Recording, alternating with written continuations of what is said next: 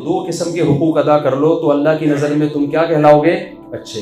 ایک خالق جس نے تمہیں پیدا کیا، اور ایک مخلوق جس کے ساتھ تم صبح و شام رہتے ہو. مخلوق میں جانور بھی ہیں، انسان بھی ہیں، غیر مسلم بھی ہیں، مسلم بھی ہیں.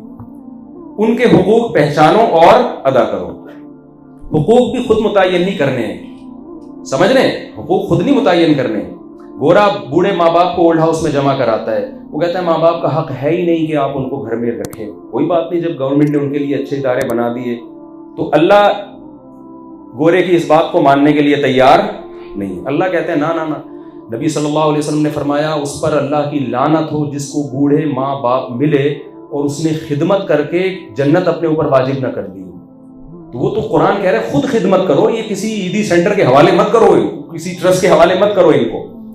تو اچھا وہ ہے جس کی میں نے عرض کیا کہ جو خالق کے حقوق بھی ادا کرے اور مخلوق کے. اس کلچر میں خالق کو بھی انہوں نے ڈکشنری سے نکال دی. اکثر آپ نے ایک نعرہ سنا ہوگا کہ جی انسانیت پہلے ہے اور مذہب بعد میں.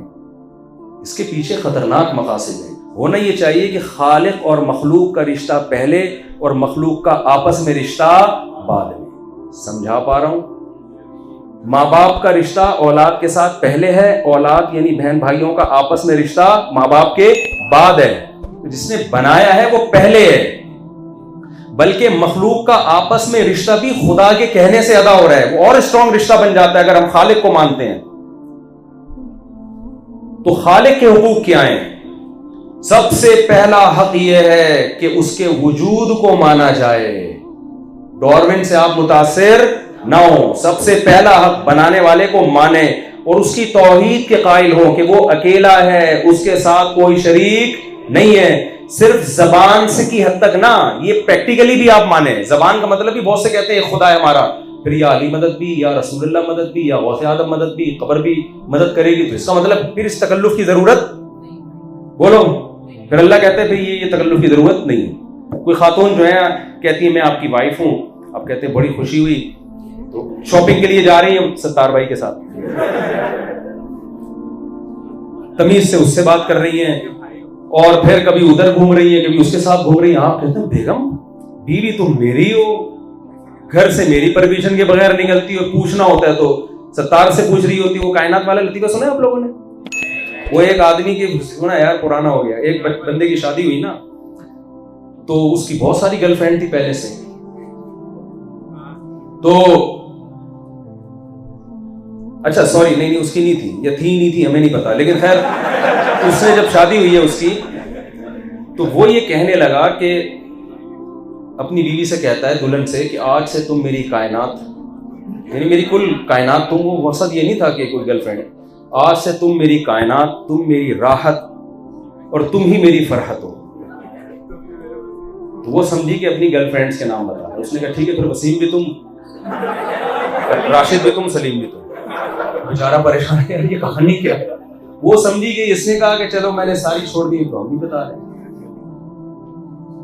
تو میں یہ عرض کر رہا تھا، کیا عرض کر رہا تھا یار، یہ بات ہی دماغ سے نکل گئی. یہ لطیفہ نے سارا وہ، ہاں میں عرض کر رہا تھا کہ اب آپ کسی کی بیوی جو ہے نا وہ ادھر ادھر گھوم رہی ہے، کبھی اس کے ساتھ کبھی اس کے ساتھ بیٹھی ہوئی ہے اور شاپنگ پہ نکلی ہوئی، آپ کو غصہ آ رہا ہے، غیرت آ رہی یار مجھے لفٹ کرا نہیں رہی.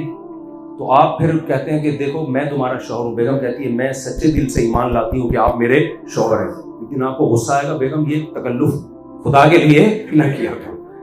شوہر کا مطلب پھر بھائی ہسبینڈ والی محبت سے مجھے دو نا. تو اللہ کو جب ہم الہ مانتے ہیں، معبود، تو معبود کے جو حقوق ہیں وہ صرف کس کو دینے ہیں؟ اللہ کو. اس میں سب سے پہلا حق ہے دعاؤں میں، حاجات میں صرف اسی کو پکارا جائے گا، اس کے علاوہ کسی کو پکارا نہیں جائے گا. اگر آپ پکار رہے ہو یا اللہ مدد بھی، یا رسول اللہ مدد بھی، یا علی مدد بھی، یا غوث اعظم، تو اللہ کہہ رہے ہیں یہ لا الہ الا اللہ کے تکلف کی بالکل بھی ضرورت نہیں ہے، اس کا کوئی فائدہ نہیں ہے. تو پہلا حق اللہ کا کیا ہے؟ توحید. دوسرا حق اللہ کا کیا ہے؟ نماز. گورے نماز نہیں پڑھتے کیونکہ وہ خالق کے حقوق کے قائل نہیں ہے. آپ اگر مانتے ہو کوئی کریٹر ہے تو اس نے بتایا کہ میرا حق یہ ہے کہ 5 ٹائم باوضو ہو کے آپ کو میرے سامنے سجدہ کرنا ہے. سمجھ میں آ رہی ہے کہ نہیں آ رہی ہے؟ تو پابندی کریں، کسی قیمت پہ ہم نے انشاءاللہ نماز نہیں چھوڑنی ہے. پھر اس کا حق ہے کہ سال میں ایک مرتبہ رمضان کا جب مہینہ آئے گا تو میری خاطر آپ نے 12 13 14 گھنٹے بھوک اور پیاس کو برداشت کرنا ہے، چاہے آپ کا کل پیپر ہو یا پیپر نہ ہو۔ صرف 2 لوگوں کو اجازت دی ہے، مسافر اور بیمار کو۔ آج روزہ بھی ایک آپشنل بن گیا ہے کہ آج ٹھیک ہے موسم ذرا صحیح ہے تو رکھ لیتے ہیں، نہیں تو یار آج میرا موڈ نہیں ہے۔ نہیں بھائی، آپ کو رکھنا پڑے گا، یہ ضروری ہے۔ یہ اسلام نے اس میں کوئی دوسرا راستہ آپ کے لیے نہیں رکھا، یہ خدا کا حق ہے، آپ کو دینا پڑے گا۔ پھر تیسری چیز ہے، بلکہ اس سے بھی پہلے نماز کے بعد زکوٰۃ۔ وفی اموالہم حق للسائل والمحروم، اللہ کہتے ہیں جس کو ہم نے مال دیا اس کے مال میں محروم لوگوں کا اور ضرورت مندوں کا حق ہے۔ حق جب دیا جاتا ہے تو احسان سمجھ کے نہیں بلکہ ذمہ داری سمجھ کے۔ نبی صلی اللہ علیہ وسلم نے فرمایا جو پیٹ بھر کے کھائے پڑوسی بھوکا سوئے، آپ نے فرمایا کہ وہ شخص مومن نہیں۔ اگر آپ تعاون نہیں کرتے تو اللہ کی نظر میں مجرم ہیں آپ، اس کا حساب دینا پڑے گا آپ کو کہ لوگ بھوکے مر رہے ہیں، پیاسے مر رہے ہیں، آپ نے کیوں ان کے ساتھ تعاون نہیں کیا؟ تو یہ آپ کی ذمہ داری ہے۔ تو یہ کس کے حقوق ہیں؟ عجیب بات ہے، زکوٰۃ میں خدمت انسانوں کی ہو رہی ہے لیکن اللہ اس کو اپنا حق مانتا ہے، یہ انسانوں کا حق نہیں مانتا۔ تبھی سورہ دہر میں قرآن کیا کہتا ہے؟ انما نطعمکم لوجہ اللہ، ہمارے نیک بندے بھوکوں کو کھلاتے ہیں اور کہتے ہیں ہم تمہیں خوش کرنے کے لیے نہیں کھلا رہے، لوجہ اللہ، کس کے حقوق ادا کر رہے ہیں؟ اللہ کے۔ لا نريد منکم جزاء ولا شکورا، اسی وجہ سے ہم تم سے اس کا بدلہ نہیں مانگتے، شکریہ بھی نہیں مانگتے، تھینک یو کہنے کی بھی اجازت نہیں ہے، کیونکہ ہم کس کا حق ادا کر رہے ہیں؟ اللہ کا حق۔ تو صدقہ، خیرات، زکوٰۃ، فطرانے، یہ سب بندوں کے حقوق نہیں ہے، اسلام اس کو کس کا حق مانتا ہے؟ اللہ کا حق مانتا ہے۔ اور زندگی میں ایک بار حج، پیسہ آتا ہے، لوگ حج کے لیے بڑھاپے کا انتظار کرتے ہیں، سارے کاموں سے فارغ ہو جائیں گے تو جب جائیں گے۔ بھائی حج بھی ایک ذمہ داری ہے، جوان آدمی زیادہ اچھا حج کر سکتا ہے، جب آپ بوڑھے ہو جاؤ گے پھر تو دوسروں پہ بوجھ بنو گے نا آپ جا کے۔ تو یہ بیسک موٹے موٹے حقوق ہیں، اور بھی ہیں لیکن یہ بیسک۔ دوسرے ہیں حقوق العباد، یہ بہت امپورٹنٹ ہے، اس کو میں بس 2-4 منٹ میں انشاءاللہ سمیٹوں گا۔ پہلا حق کیا ہے؟ خالق کا، وہ پورا کرنا ہے کہ نہیں کرنا۔ دوسرا حق ہے مخلوق کا، سمجھتے ہیں؟ مخلوق کے حقوق میں اچھا زنا سے بچنا، یہ بھی خالق کا حق ہے۔ انگریز کہتا ہے اگر لڑکا لڑکی دونوں راضی ہیں تو کیا ہے؟ اللہ راضی نہیں ہے جس نے ان دونوں کو بنایا۔ قرآن کہتا ہے کہ فَمَنِ ابْتَغَىٰ وَرَاءَ ذَلِكَ فَأُولَٰئِكَ هُمُ الْعَادُونَ، آپ کے پاس عورت تک پہنچنے کا نکاح کے علاوہ کوئی راستہ نہیں۔ میں جو اتنا شادی چیختا ہوں نا، اس لیے نہیں چیختا کہ مجھے کوئی آپ کی شادیوں میں کوئی دلچسپی ہے، اس لیے کہ زنا کو خدا نے کیا کیا ہے؟ حرام، اور نکاح کو پیغمبروں کی سنت بنایا ہے۔